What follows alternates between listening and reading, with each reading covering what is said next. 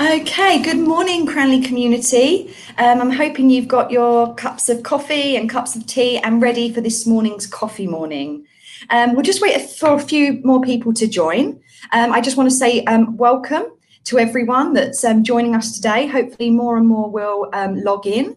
I want to remind you that you can ask questions about our speaker and what they're going to be talking about in the comments on Facebook and YouTube.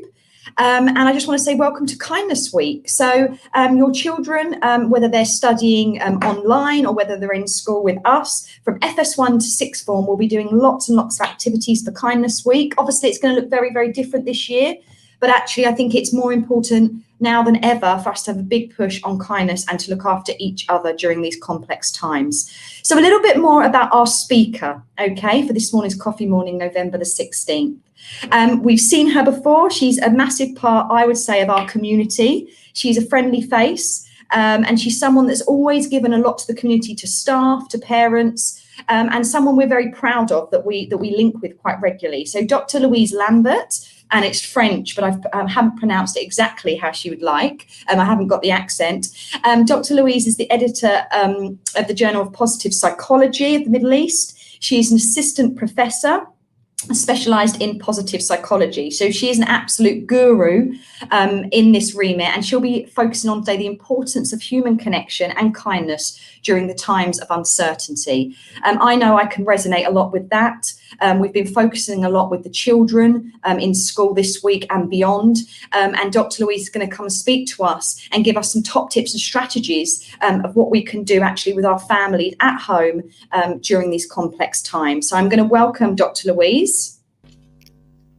Good morning. Good morning, Dr. Louise. Thank you so much for joining us. Obviously, you're a familiar face to the community, and we're so glad to welcome you back to this year's series of the Coffee Mornings. So thank you so much on behalf of myself, on behalf of Cranley, and on behalf of the Cranley Community Committee, who are working tirelessly in the background to support the families of our community during these times. So I'm going to hand over to you now. Fantastic. Well, thank you so much for having me. The only thing I'm missing this morning is your great coffee, so I'll have to come back next year and get that.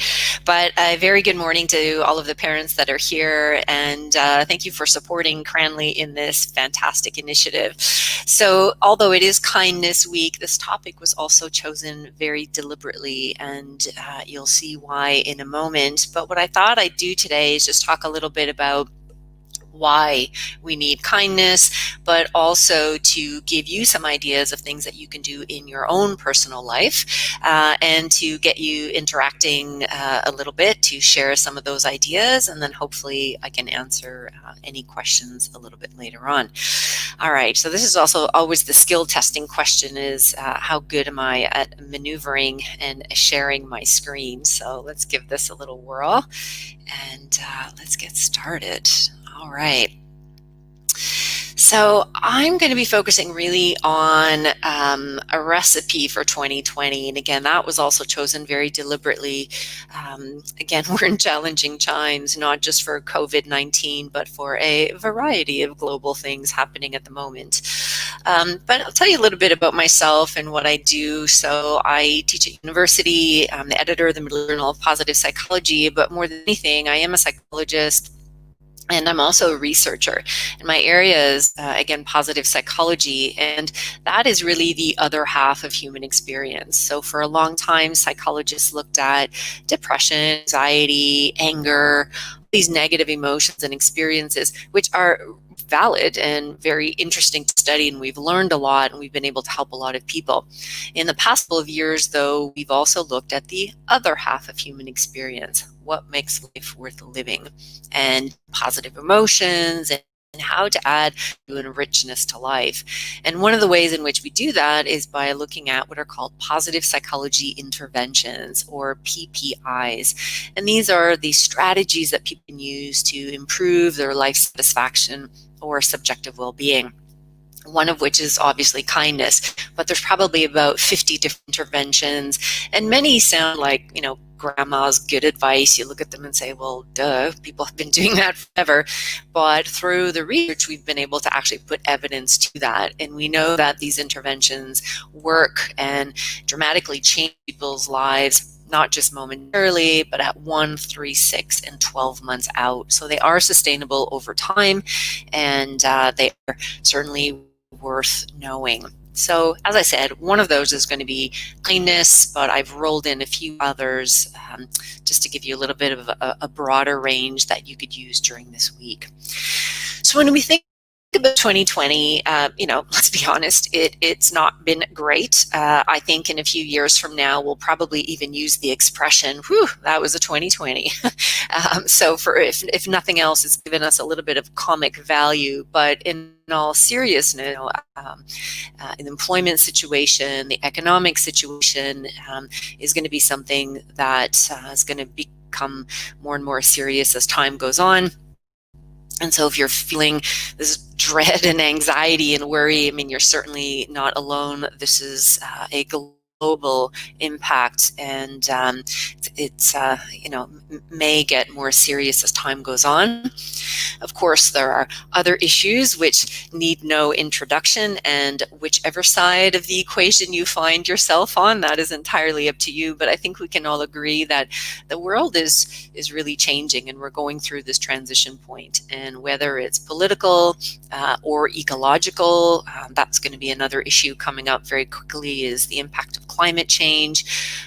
We're also seeing a lot of social unrest, more protests, more riots, and of course COVID-19. And I'm not introducing all of this to discourage you or to disappoint you or to set off your morning in a bad tone, but to kind of just acknowledge the reality that we're living in, and to give it some weight and validity, because it is something that is impacting all of us. So I just want to, that a reality. And so a lot of people ask, what is the solution to all of this? And I'm sure you've heard some of the solutions, right? Be optimistic, be hopeful, positive thinking. And I'm certainly not saying that these are of no value. We need to, because we need to get through. We need to be optimistic. That is what allows us to get up in the morning. And we need to believe that there is something at the end of all of this, and indeed there will be, and that is projected. Absolutely, this is going to turn out better. Just what is the duration of time is maybe what's more the question. But what I'm suggesting today is that while these are important, hope and optimism are very powerful, positive emotions. I think we can do better, and the world is going to need something slightly different.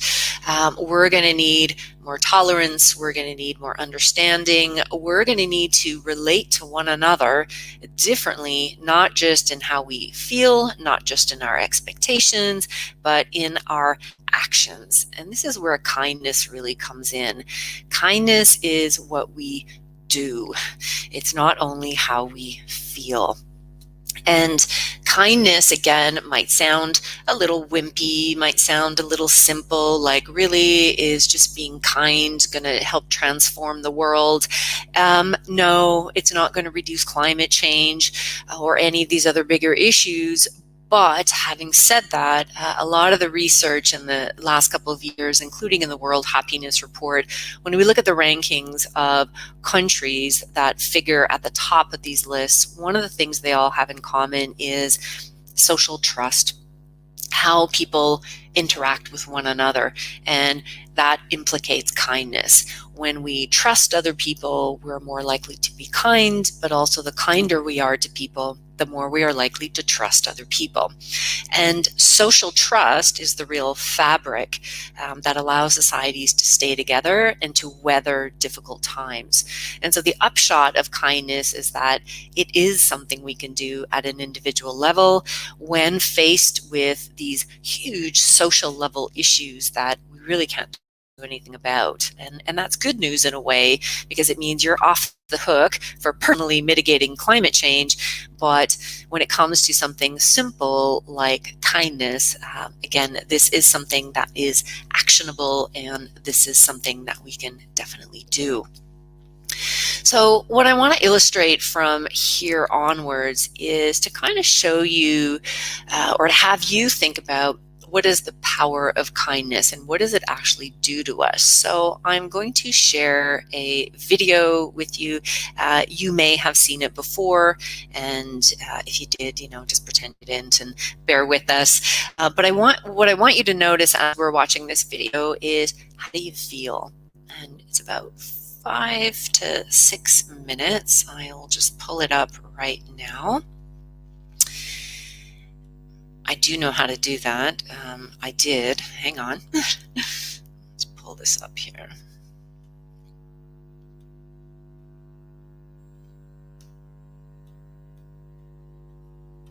All right. I apologize for this. Let's go here.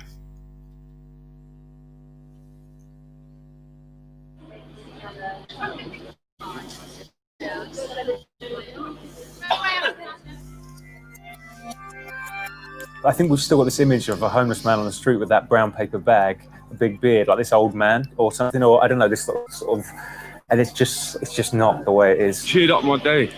Yeah. Feel like a new person.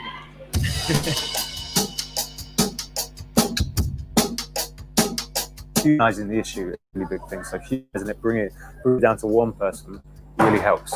Because when you say this is somebody, this is how old they are, this is where they're from, within that first paragraph, you already got people's attention. You've already gone, all right, okay, now maybe I'm listening to what his story is. It's just that typical image of homelessness once more, which is it's just big to help, don't know how to help. So humanizing the issue is what it's about. So, do you mind me asking, like, you still got like family up north? I've got kids. Look, they're not normal like this. We met Kenny. He had his own business about 5 years ago. He was in a very normal situation, like a lot of us. He had some issues in his personal life. I think he started drinking a bit and things just got out of control. He said he's sort of lost motivation. He has a couple of children and they'd already grown up and moved out. He didn't even want to ask his kids to go and stay with them. He didn't want them to know that their dad was like in a situation that wasn't right. I've said to you about you being on YouTube.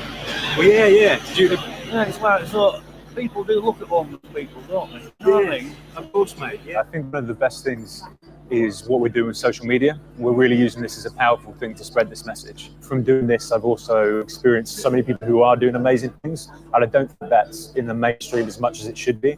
I think some people are in a place in their life where they might think there's a hell of a lot of bad in the world, and I think people need to see the good, and that's what we're trying to do with this movement, with hashtag Do Something Nothing. It's about putting those messages out there, having good news stories also to inspire people to feel good and feel like they can make positive change. So it's really positive to get that out there to as many people as possible. But I don't want anybody and me to feel like a tourist attraction. I think a lot of people, news channels and stuff, this is just a good news story for them. It's, if you're going to get that story, go, but at least have some lunch or something. Like at least something. Whether you're an accountant at the top of a firm, whether you're smashing it, making some coffee every day, whatever you're doing, even using a bit of your time each week to directly help somebody is going to inspire others. Got a bit of a shave. Yeah. Looking through, mate. You're very good. Thank you very much. This is like apolitical, a religion, you know what I mean? It's just, there's no labels with this whatsoever. It's accessible for everyone, to everyone. So, what for you? Was it like was it something stronger, or when you were actually a drug addict? Heroin and crack. Yeah. James was in prison quite recently, and he did something really stupid. He robbed this cafe, and he was high as a kite when he did it. But him and his girlfriend were used together, so they had this kind of like, I've heard of that before, you know, where sometimes the person you'd think would try and pull you out of that is so much in there with you, which can be quite destructive. Now he got out of prison, his girlfriend didn't want to know him anymore. There's no real lack of services provided to someone when they come out of the juvenile system like that. So he's on the street. So I spoke to him about family, but there's been a lot of relationships that have, unfortunately, he burnt in that period that he was with his girlfriend.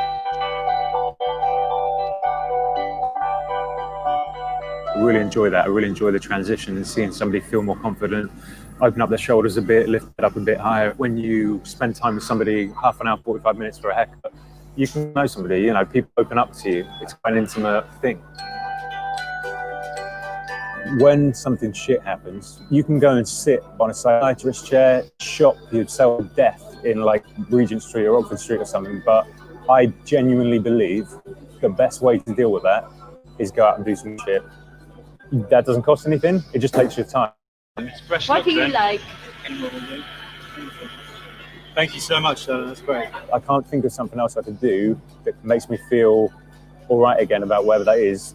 That's nuts. And I feel like it's almost like an epiphany, but it's existed forever when you might choose to access that in your life. And what we're trying to do is shove it in people's faces now and call them in. It's not about calling people out. It's not about saying, what aren't you doing? Why aren't you doing this? It's just about going, here's what I'm doing now. If you fancy a bit of this, then like, come on in, because it's exciting. And this, I'll just say they want, and they won't really know. And I just say, I'll just make you look beautiful. I'll just make you look beautiful. Yeah. Not target all women. Yeah, exactly. I know, hot chocolate. Yeah, cool. No sugar. No sugar. Because it has sugar in it. And That's true. Yeah, David was great. He's one of those people you meet who's just like really optimistic, and you wonder how he's optimistic in a situation. I asked him about his parents, and he said he doesn't see them anymore. It seems to me like he's coming from a place where he's had a bit of a vulnerable upbringing in certain ways. He said his dad was in the army. I don't think he's necessarily somebody who probably would find it that easy to go and type him up a CV. it'd be nice to have a haircut. It would make me look better. And how much extra haircut now? Can it? Yeah, well, that's in a barber's, mate. If you go into the salon, it's more than that. About 20 quid. Plus, yeah. Would you believe it? Yeah. And sort of followed us afterwards, and I really like that. He felt immediately like we were just on his level, which is good, and that says a lot for how you approach the situation, for sure. When I started hairdressing, I realised how important it is, that interaction with that person when you're doing that. I think as hairdressers, we have a very important role we play with the client in front of us. It's about thinking about how you can use that skill for good, whether that's in any kind of charitable way or whether that's being creative to inspire others. I think we all realise that this industry is very much about inspiration. It's about sharing. I think after the first haircut, I realised it can really be a movement where other people can get involved and join in with us. It doesn't matter whether you have a skill or not. It's about trying to bring people who feel invisible in society back into the light. A girl, it was like in New York actually, a post where she just took her own initiative and went, what can I do? And she went and had lunch with this lady who's like in her mid-90s in an old people's home. It's just cool because that's equally as nice. That's somebody who's also kind of forgotten about. You know, it's that easy. If you've got 20 minutes and you go by somebody on the street at coffee, just say, you know what, mate, I'm going to go for coffee as well. Like, let's head over to that place over the road and just chat. You know, it's nice. Again, it's not going to change their world, but it's going to make them hopefully feel a little bit more valued. It's a psychological thing more than anything else. They need other people. They need somebody to empathise with them and have sympathy with them, no matter what. I guess it's a little rebellion because it's me having that one-on-one direct way of doing it is enough to make me feel empowered as a human. It is a bit of like a mini revolution of my own. Yeah.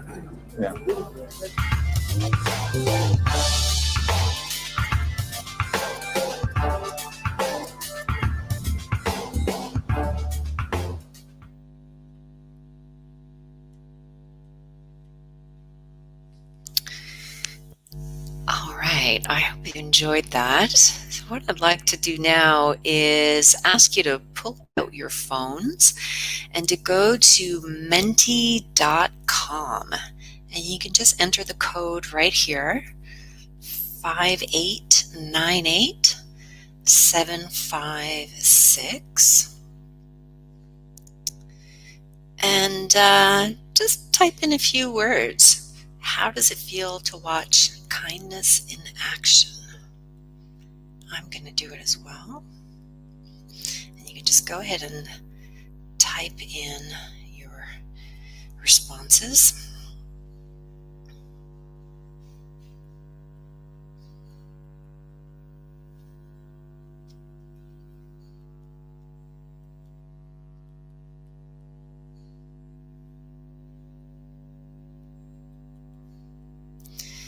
They should go ahead and populate right on the screen.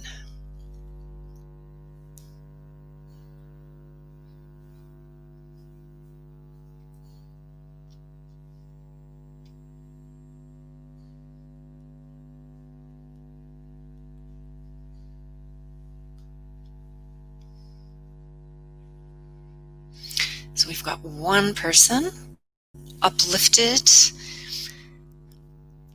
How do you feel watching kindness in action?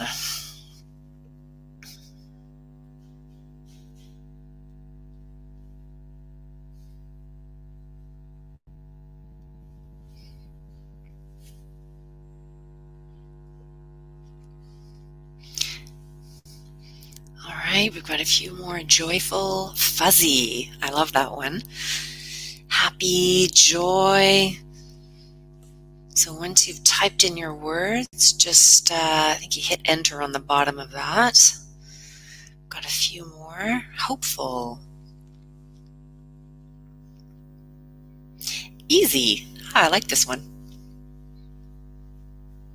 Kind of makes life simple suddenly. It's like, yeah, that's easy. I can do that.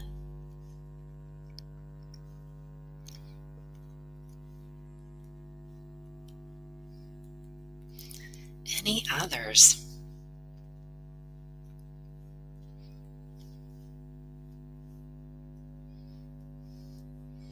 Now it's possible you're getting your coffee as well.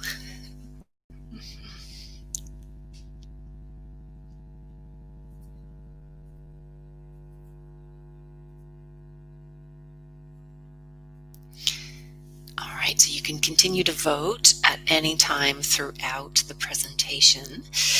So I'm just going to show you a couple of responses or reactions, I guess, a few more coming in, a few more reactions that people often experience watching kindness in action. Just pull this up here.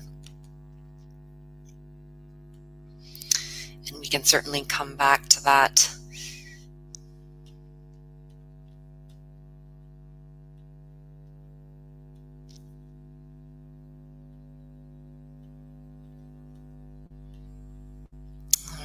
So when we think about kind of what are these responses to kindness, often, as some of you have noted, people feel a little bit light, like they're energized in some way. They also feel kind of this warm, I think somebody said fuzzy, this warm feeling. Often there's this openness to others. I don't know if it's a product of oxytocin or mimicry. Emotions are contagious. And when we watch other people do kind things, or when we ourselves do kind things, suddenly there's this openness to other people. It's much easier for us to get outside of ourselves versus when we're experiencing maybe neutral or negative emotions. We tend to be much more trapped inside of our heads, and it makes it a little bit harder to kind of distract ourselves. Watching kindness is also quite humbling, brings us back to what's important here. What is the essence of human interaction? What is the essence of being authentic? And there's also this sense of elevation. This is another positive emotion that's been researched a lot in positive psychology, to be elevated. And we often get this again from watching people do good deeds that perhaps we haven't thought of, we haven't considered, or that are really selfless. We suddenly are elevated. We look around and say, well, what can I do? Gosh, it's really quite inspiring. We also experience a greater sense of self-efficacy, and self-efficacy is really the belief that we can do something that's actually going to have an impact on other people. And of course, by being more open to others, we're often less fearful of others as well. So when we look at all of these consequences of kindness, what we find is that one, these are positive emotions, so we feel much better, but also there are consequences to other people as well. So there is that ripple effect, and we'll come back to this in a moment. So when we think about different examples of what are kind things we can do, now of course you can start a hashtag movement, but sometimes it is as simple as looking around and thinking about what are your skills. Maybe you know how to cut hair, but it's even simpler than that. It's about making connections with people. This simplicity of saying, hi, I see you, and acknowledging other people. You can go further, of course, buy somebody a coffee, buy somebody a lunch, but it can even be things that are anonymous as well. So if you don't want to do something directly, there's also kind of a backwards behind the way method that we can do this. It could be simple as, logging off when people leave their accounts open. Moving the grocery cart in the parking lot so people don't get negatively affected by that.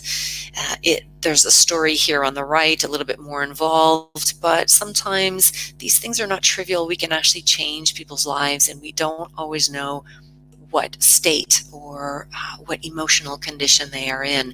So simply saying hi, buying somebody a lunch can really boost their confidence in other people and start to encourage them to trust others as well. So not to minimize any of that impact. And, again, why is kindness so important? Well, if we look back a little bit in the history of psychology, the old advice used to be around self-care. And there's nothing wrong with self-care, but it's just a little bit limited when we compare it to other care. So self-care might have been buy yourself something nice, a great new pair of shoes, go to the spa, get your makeup done, whatever that could have been. And there's nothing wrong with that. It is a kindness towards the self. But where it's limited is that self-care isn't very surprising. When it's other care, there's an element of surprise for them. That's kind of the added boost. When you buy yourself a bag or a pair of shoes, there is not that element of surprise. The other limitation with self-care is that it's also quite limited in its duration of time.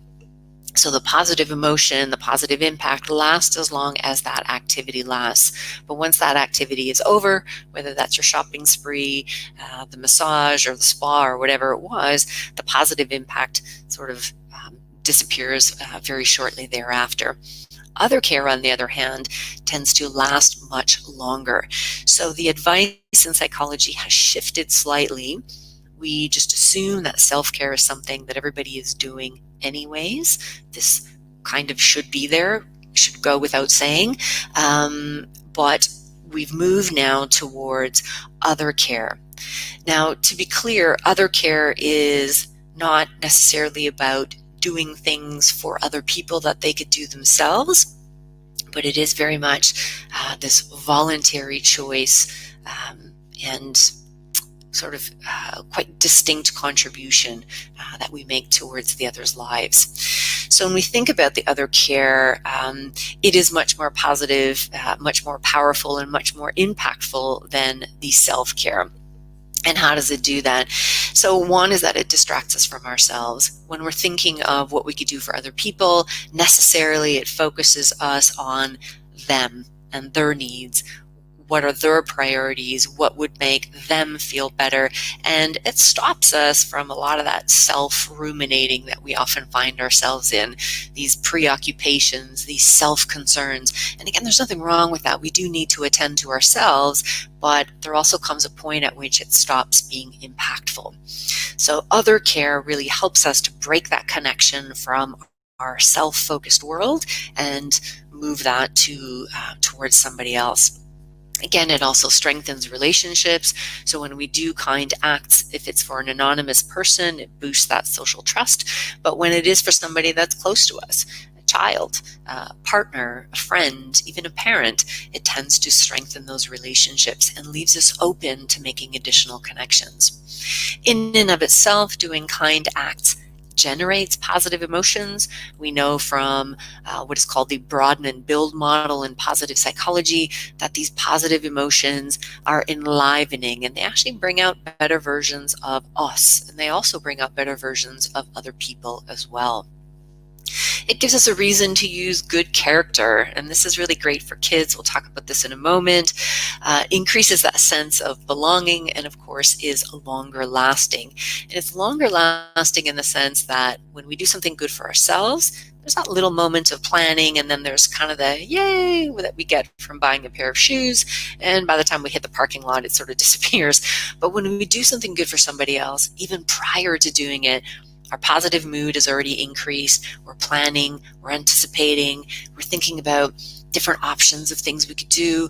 We go ahead and do the kind act. There's the response that we get for them, but there's also that helper's high that is called in the research literature, and that tends to last almost a couple of days. So really focusing on the other, if you're looking to make yourself happy, is definitely a great strategy, but it's also a strategy that helps to improve the lives of others.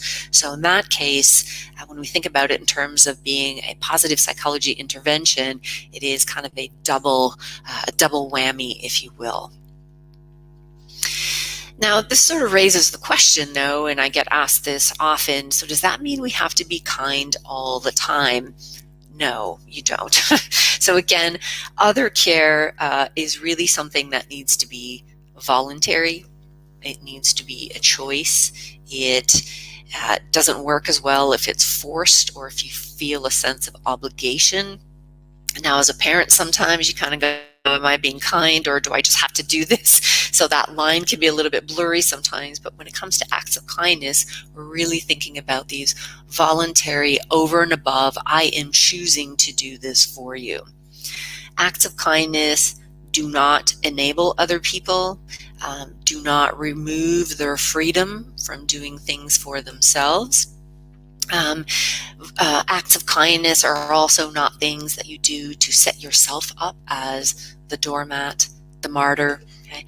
So again, these are things that you choose and that are voluntary, that bring out the best in others, that also bring out the best in you as well.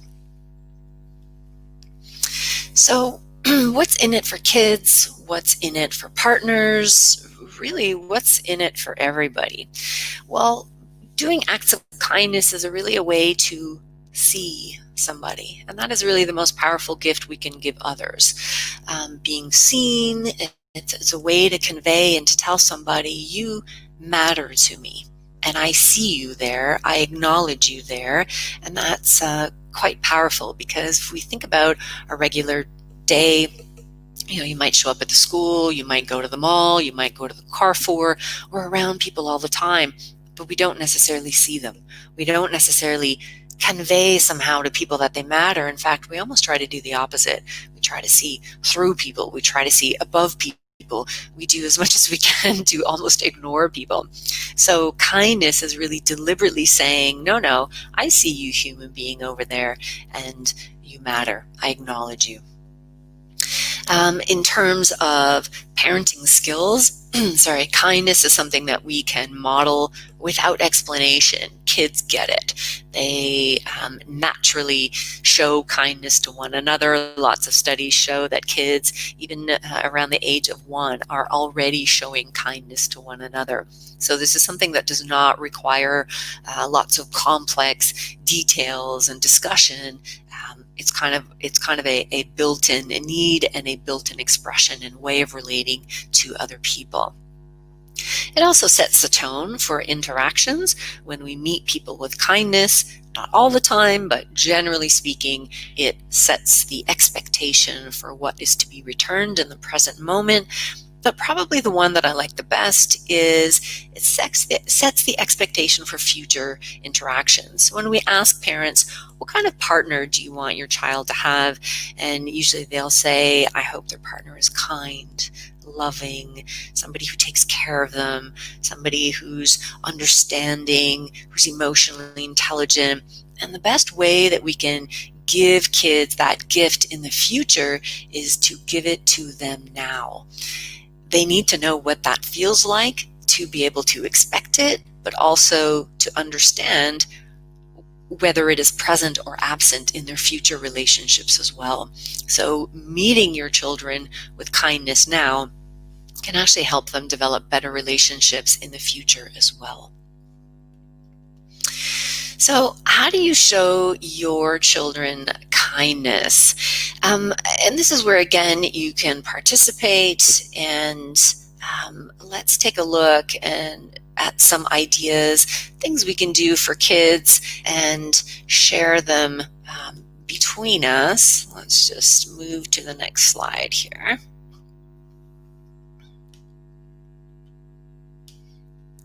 Sorry about this. manually move it over. All right, so you can use the same code and type in your answers. How do you show your kids kindness? So this is a place where you can share some of your strategies for how you do that already. Parents generally are very good at this. Spend time with them. Yeah, it's kind of like, hey, I see you there.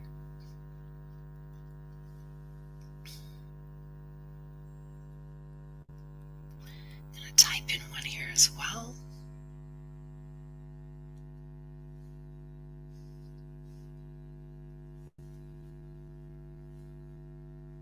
And saying good morning, this is such a simple one, but these are the things that we would do often with strangers. We recognize the need to say, hello, good morning. But when it comes to people that we see every single day, it's kind of like, and we just get on with the day. So sometimes it's these very simple acts that go quite a long way. Other thoughts, how do you show kindness? And certainly you can put it here, or we can also share some of these on the text chat in a few minutes as well. Take time to get to know them. I love this one. Sometimes we just assume we know our partner, or we assume we know our kids, and taking time to ask very curious questions. Gosh, what do you think about that? What would you do in this situation?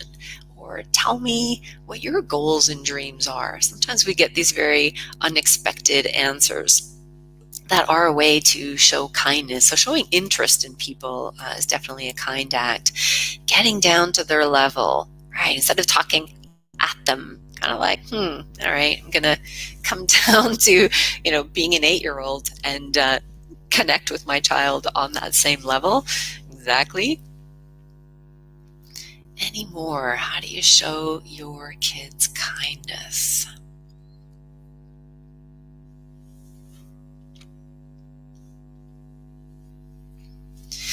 And, I always think kindness is also interesting because we, sometimes focus on what can I get my child? What is a gift I can give them, whether that's a pair of shoes or clothes or even an outing. And certainly these are acts of kindness, but often what kids remember most is these very personal and authentic interests and acts of human connection that are quite valued. All right, hug them often. Yes, that is a fantastic one. And again, one that we are sometimes a little bit busy and might not always think about.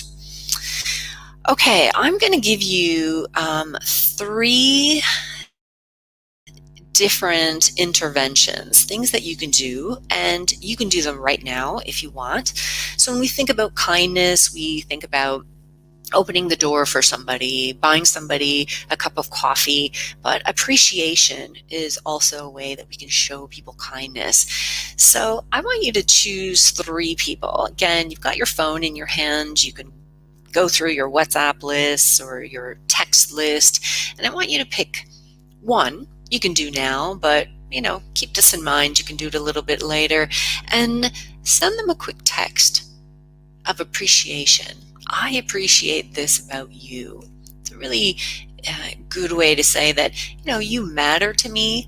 And often we feel this very deeply. We have these very authentic, close connections with people, but we don't always think to actually tell them that they matter. And the difference this makes to people is quite huge. And when you get one of these texts, generally you kind of go, whoa, where did this come from? But again, we feel that warm, fuzzy feeling from being appreciated. So go ahead and send one now, and notice how you feel as a result of doing that. And it's just a very simple little thing, simple little text, but often this gives us that little boost that we ourselves need. And again, this is where we see that kindness boosts other people. It's a positive impact for them, but we also get something out of doing this. And when it comes to these positive psychology interventions, whether it's acts of kindness, appreciation, gratitude, which we'll see in a moment. Lots of studies worldwide, including in the UAE, have shown that these are really successful in sustaining increased life satisfaction and subjective well-being over, up until the 12-month mark. So when you do this, these have been prescribed and are recognized as just as effective as antidepressant medication and cognitive behavioral therapy. So in and of themselves, they are treatments in a way to increase positive emotion and feeling good about life. So little tip for this one, this is something you can do for one person a day, working your way down your WhatsApp list. And this is also something that you can get your kids in the habit of doing as well, is maybe sending one text or one little note to somebody in their class, simply saying, you know what, I think you're awesome. You make me laugh, or I really appreciate your weird giggle. So these can be really fun habits that you can do with your kids and get them in the spirit of being kind and appreciating other people. Let's move on to our second one, and this is gratitude. And you've probably heard about, gratitude is the new attitude, but this one is also very powerful. And there's a couple of different places where this one is impactful. So first, what is gratitude? Is simply recognizing and expressing thanks to somebody. And why I split that in two, because we do get a boost out of simply recognizing. So even if we don't tell people thank you, simply thinking about, wow, that person did that for me and they totally didn't need to. Re-experiencing that positive emotion can be helpful on its own. That's part one. Part two is conveying that to them. Also makes us feel good, and this is where we see people suddenly get taller. They suddenly are recognized as better people as well. So an easy way you can do this, and again, you can do it right now if you want, is to think of a person who had a very big impact on your life. It could be somebody who's still there today. It could be somebody from 10 years ago. It could be somebody from when you were a kid. It might be your grade 2 math teacher. And think about how they influenced you and tell them about that. So maybe how your life changed, how you became a better person, how you became more patient, how you suddenly got interested in math, how it shaped your professional life, and go ahead and share that. So gratitude, we can write a gratitude letter. We can leave a gratitude voice note. We can do a gratitude visit, showing up to somebody's house with a letter. We can read it to them. We can give a gift, but often it's the message that conveys the biggest impact. And this is also something that you can do as a family as well. Maybe you're going to place a gratitude call once a week, all of you, speakerphone, and we're going to call Auntie Lorraine in the UK and let her know how much of an impact she's had on our lives. So again, good family traditions, good rituals, good habits to put into place. Now, another way that you can use this is, again, not just with your kids, but it's how to develop a kind family life. And one of the ways you can do this is to write a gratitude note to your partner and thinking about what made you fall in love, but also what makes you stay in love. And this is particularly important if you're having a bit of friction, or if things have just gotten, ho-hum, which happens in relationships. But going back in time and remembering the reason for which we fell in love with somebody can really allow us to experience that again, and to spark new energy in relationships. So I would encourage you to give that one a try. Now, there's other ways that you could do this. Again, you can include your kids, you can include your partner, you can include your friends, you can include the whole neighborhood if you like. And that's to make it fun. And, kind of the best ways that we can teach kids about kindness is simply to go ahead and do that and to role model it. So these are some ideas that people have done in the past. One is to literally have an 8, 10, 12, 5, choose the time that works for you. A kindness marathon, and you can do this with neighbors and friends. You might say from 12 o'clock to 4 o'clock, we're going to try and do as many kind acts as we can. Keep a note of it, take pictures, post it on social media, do whatever you need to do. We're meeting again at the end of this time for lunch, for dinner, for celebration, but it really kind of gets people into the buzz of doing kindness, and it becomes something fun to do versus an obligation to do. You can also plan a kindness weekend. So this is something that you just say, look, for the entire weekend, we're not going to focus on us. We're going to focus on what we could do for people we see, whether that's stop and give somebody directions. Hopefully they're asking for them and not needing them. It could also be we're just going to go to the mall and open as many doors as we can for people. We're going to offer to carry packages. We're just going to say, hello, have a good day. That's also another way to be kind. And again, it really just shows kids how to be kind and how simple it can actually be.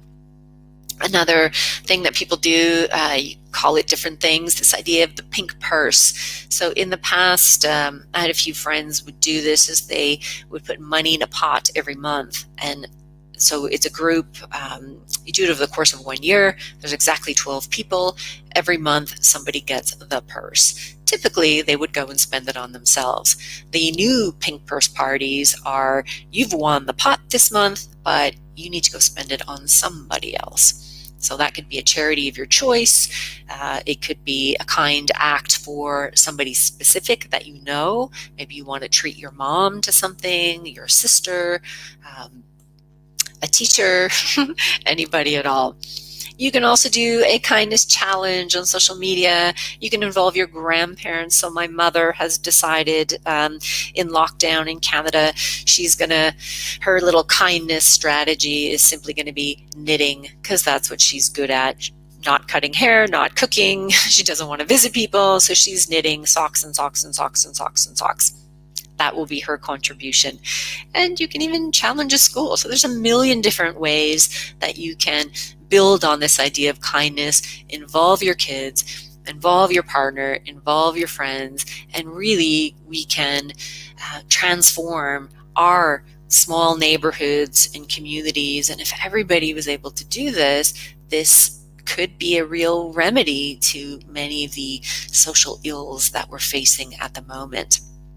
And so bottom line, and I'm going to finish on this, is really to kind of challenge you to think about what is the contribution that you would like to make at this point in the world. We are going to need everybody to start thinking about, am I going to be kind, tolerant, open, caring, loving, or am I going to hide, hold my breath, wait to see what happens, or worse, am I going to be angry, rebel, cause trouble? And I know, that's generally not the answer of people, but we know that some people are going that way. So I would invite you to think about not only how kindness is important, but more specifically, what are you going to do to make that happen?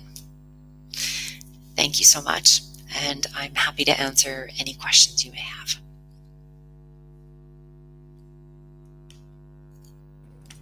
Thank you so much, Dr. Louise, for your insightful words. And I know that I was busy writing down some tools and strategies that actually I can use with my family.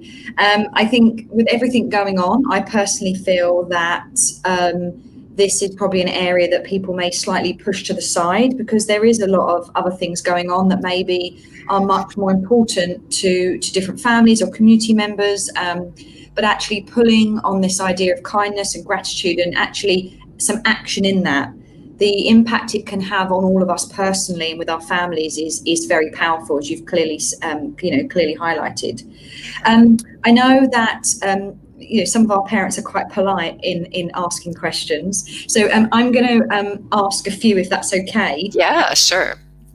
I think, what would be your biggest, and it's hard to summarize your wonderful top tips, what would be, your biggest takeaway from 2020 in the terms of kindness and gratitude? What one message would you leave for our community, that especially given the current circumstances, what kind of one message would you leave with us that you'd like us to focus on as a community? I think, when I look at what's going around and what's going on in 2020, not just here, but globally, all of these events that are going on. Some people have lost their jobs. Some people are really struggling financially. There's all sorts of situations happening. But one of the key things that people often say is, it's how people treated me in that. So I think, I know a few people who've lost their jobs, and yes, that's a worry, but what really upset them is how it was done, and with that lack of kindness. So I think, given that things are changing, and they're changing quite dramatically, the nicest thing we could do to people to preserve their integrity, their mental well-being, their psychological functioning in this time, but also to ensure that we're going to get that back as well, is to simply be kind. What we say to people, our tone of voice, our demeanor, these small little acts that maybe to us really don't mean anything, stick with people, and it really makes a difference to their experience of life, and then how they will go on after to treat others as well. So what we know is that kindness, just like any positive emotions, these are contagious, and what you get, you give, and hopefully you get positive so you can give positive. But when we don't give that kindness, we're almost guaranteeing that we are not going to get it either down the road as well. So to really think about that idea of what goes around comes around, because it really is true. Yeah, and it's funny because you say that, because it links to actually what the pre-prep, some of the children in the pre-prep are doing this week, where they're filling their buckets, their visual buckets, with different elements of kindness and gratitude. And I think what's really important is, and I may not be able to speak obviously on behalf of all parents, but I'm a parent of a very young child myself. I find that maybe we focus on it at a very young age, and even in school at a very young age. And then there's sometimes a slight gap, in the sense of, as they get older, like it's just something that, well, actually it's for the younger generation, and of course how to be kind. It's obviously a family value, and this is what, of course. And actually, I think what's quite special at the moment this week is we have those activities going from FS1 up to sixth form. And what would be your advice if there's families saying, well, we've brought our children up with these values, why do we have to keep going on about them until they go to university or leave, our home? What would you say to that kind of argument? Because I do feel that it's such a focus in some schools on so young. And then we tend to appreciate it from an educational point of view, from a cultural point of view, from a values point of view. But I would say then it's trying to get the connection to do it at home with school. We've got a massive big focus at the moment, but it's having those dinner conversations, even when your child's 17, 18. What would you say, the impact, the importance and the impact is doing it up until, we're into adult? Why should families not just think it's something for the younger generation? I think that's a great question. And I think all of these values are things that need to be reinforced, especially during teenage years, because that's really when kids pull away from their parents and they start to be more influenced by their own peers, by media, et cetera. So as you're asking that question, one of the things that came to mind was the value of honesty. So what we know is that, I'm at university and I've worked at multiple universities, so this is not a comment on any one specific university. When students come in the first year, they're often very, very honest. They're so frightened of cheating because they're so afraid of getting caught. And in their first semester, they actually do really well. Their second semester, they look around and go, wait a minute, everybody else is cheating. I'm going to do it too. the impact of the group has a huge influence.